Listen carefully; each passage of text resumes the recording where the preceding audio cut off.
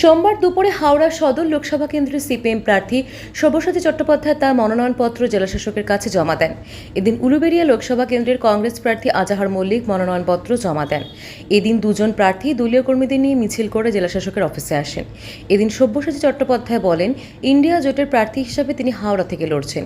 এখানে প্রকৃত যারা বিজেপি বিরোধী তারা একসঙ্গে লড়াই করছেন, উদ্দেশ্য সংবিধান বাঁচানো এবং সাম্প্রদায়িকতার বিরুদ্ধে লড়াই চালানো।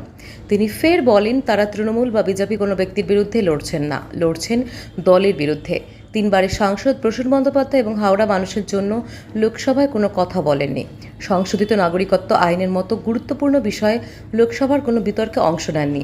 এখানকার মানুষের সমস্যা লোকসভায় তুলতে ব্যর্থ, তাই মানুষ তাদেরকেই চাইছে।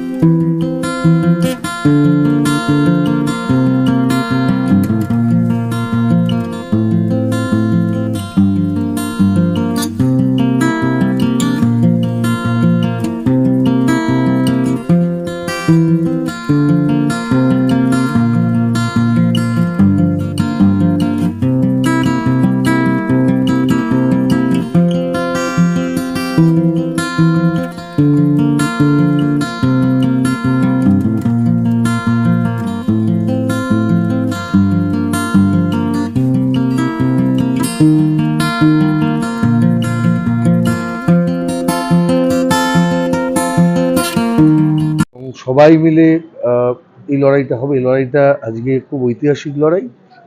দেশের 18তম লোকসভা নির্বাচন একটা ভয়ঙ্কর স্বৈরাচারী শক্তিকে ক্ষমতাচ্যুত করবার জন্য আমরা লড়ছি।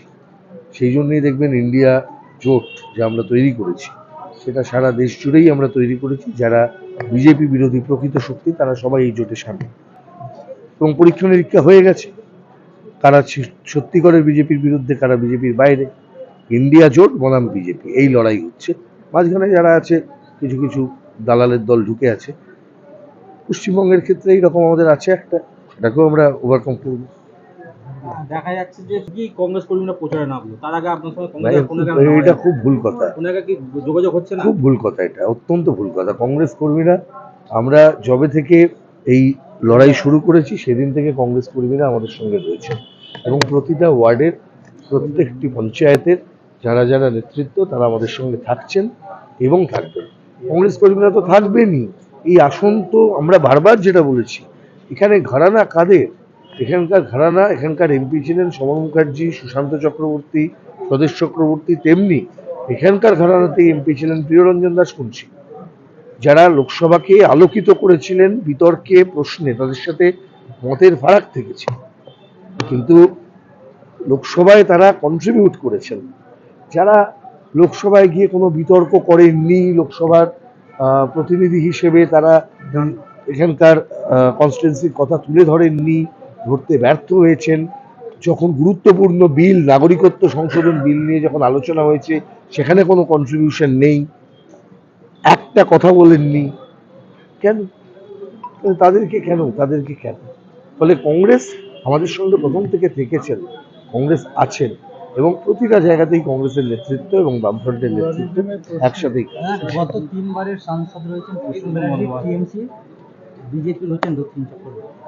কতটা গুরুত্ব মানে ভোটের লড়াই? দেখুন, এর ব্যক্তির বিরুদ্ধে তো কোনো লড়াই নয়। তিনবারের সাংসদ হন আর বিজেপির প্রার্থী হন, তারা দলের প্রার্থী, আর দলের প্রার্থীদের বিরুদ্ধে লড়াই দলের বিরুদ্ধে লড়াই। ফলে গুরুত্ব এই লড়াইয়ে প্রত্যেকটা ক্ষেত্রেই রাজনৈতিকভাবে আমরা লড়বো। যে কথা আমরা বলছি, এই লড়াইটা বিজেপিকে পরাস্ত করার, আর পশ্চিমবঙ্গে বিজেপিকে পরাস্ত করার সঙ্গে সঙ্গে তৃণমূলকে পরাস্ত করার।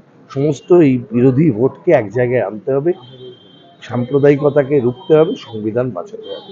আরেকটা বলবো, প্রসূন বন্দ্যোপাধ্যায় তিনবারের এমপি ল্যাডের কাজ কি হয়েছে সেটা এখনো পর্যন্ত হাওড়াবাসী জানেন না। আপনি কি নিজের দলের তরফ থেকে বা আপনার তরফ থেকে সেট করতে? আমার একটা ভিশন আছে, লক্ষ্য আছে। যা হয়নি সেটা তো হয়ে গেছে, পাস্ট ইজ পাস্ট। হাওড়াবাসী আর এই পুরনো দিনে থাকতে চাইছেন না। যা হয়ে গেছে পেরিয়ে গেছে, এখন ভবিষ্যতের জন্য ভাবতে হবে। নির্বাচন লড়ছি ভবিষ্যতের জন্য, পিছনের দিকে তাকাবার জন্য নয়। পিছনে করেছেন কি করেননি সেটা আপনারা বলুন, আপনারা প্রকাশ করুন। লোকসভার ওয়েবসাইটে আছে এমপি ল্যাডের কত টাকা পাওয়া গেছিল, কত টাকা খরচ হয়েছে, উনি কি করেছেন, এগুলো সব বিচার হবে, জনতার দরবারে বিচার হবে। মানুষের কাছে আমরা যাচ্ছি, মানুষের বিচার করবে, কিন্তু পিছনের দিকে তাকানোটা আমাদের কাজ নয়। আমরা এগোতে চাই, সামনের দিকে তাকাতে চাই। ঠিক আছে।